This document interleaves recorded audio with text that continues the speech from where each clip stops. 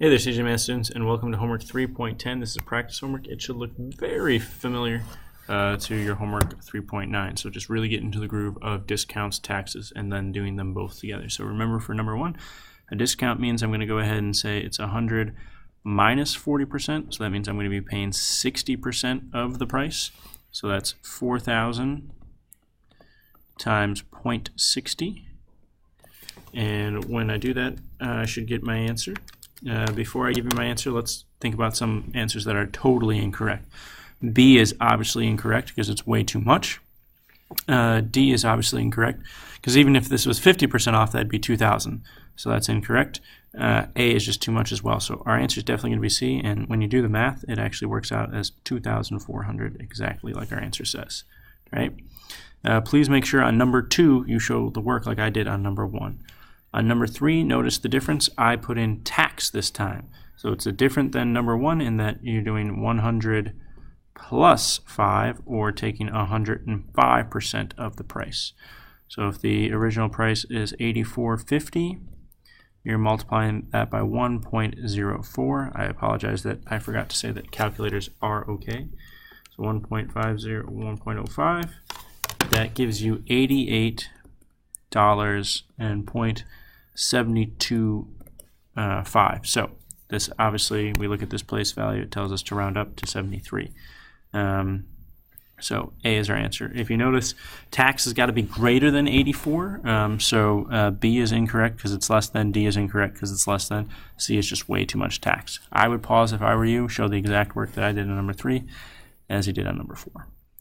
On number 5, notice we have a discount and a tax. So first take the discount by doing 100 minus 26, which is going to give you 74% of the price. So it's $19.99 times 0.74.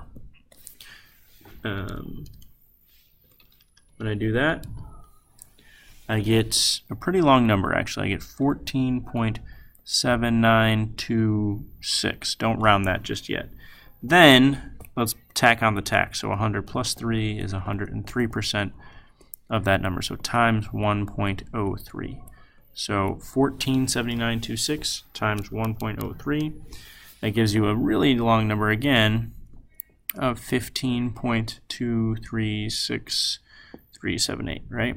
But all we need is cents, so we look at the third place value, which tells us to round up to 1524. Right? A tax in this case, it would not make sense that 14.79 stay the same.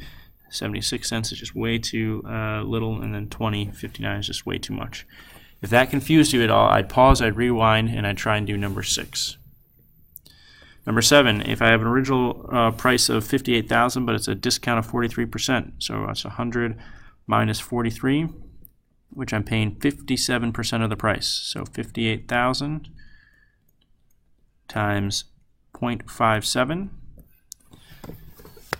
will give us what the price is at the discount. That's $33,060. And then I'm going to go ahead and multiply that by the tax, which is 100 plus 4, or 104% of the price. So times 1.04.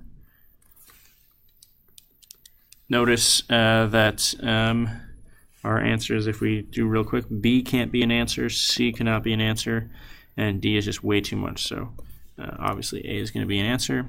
It's $34,382.04, but we know we add on a 0 because we're talking about money. So again, if I were you, I would pause and try and do number 8, exactly like I did number 7. Number 9, we've got a discount of 50%, so that means I'm doing 100 minus 50, or paying 50% of the price. So $9.99 times 0.50 will give us our discounted price, which is $49.99, almost $50, right? So don't round it just yet. And then the tax is 100 plus 5, so it's times 1.05, right?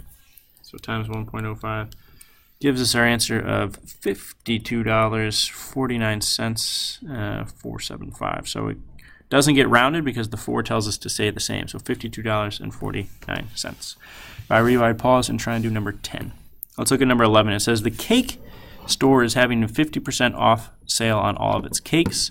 If the cake you want originally cost $14, how much would you save? So it's asking for, it's asking for the discounted price, right? So it's asking for how much is the discount. Now, interestingly, they're going to be the exact same thing because 50% off is just 100 minus 50, which is 50%.